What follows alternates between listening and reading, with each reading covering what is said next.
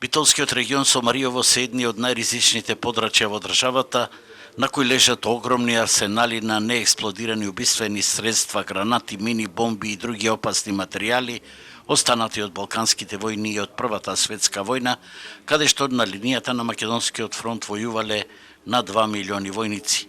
Во периодот од половина век и нешто повеќе, откриени се над 80.000 неексплодирани убиствени средства, а сега годишно се откриваат до 400 парчиња. За жал, кај нас нема ниту стратегија, ниту стандарди за деактивирањето, па преку транспортот, складирањето и уништувањето за безбедни пиротехнички операции, собирањето на експлозивниот материјал, па складирањето и по одреден период негово уништување, во даден момент носи огромни ризици, што оваа табу тема ја открие Ефтин Митров, раководител на тимот пиротехничари, кој рече дека во Битола во напуштената касарна се чуваат над 4 тони неексплодиран материјал кој е чуван небезбедно. Сега од Дирекцијата за заштита и спасување велат дека големите количества се уништени и дека објектите се безбедни. Објектот е во кој што се чуваат минско-експлозивни средства, односно застанат воен материјал, е обезбеден со алармен систем и со агенција со патролно обезбедување.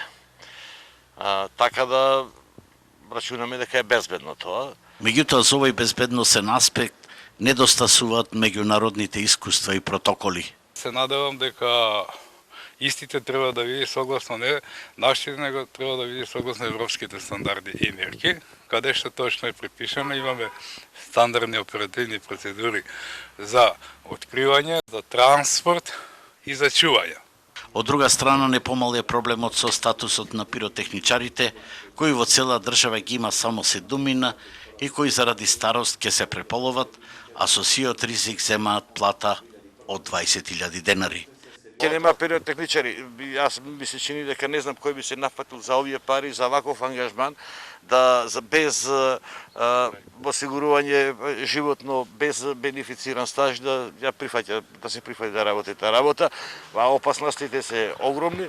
Во моментов во поранешните војни објекти на Битолската касарна не се знае точно колкаво количество на неексплодирани средства има, а таму се наоѓа и опремата на дирекцијата. До сега имало само еден обид за кражба, но опасноста од пожари е реалност, зашто во непосредна близина се куќи и студентскиот дом.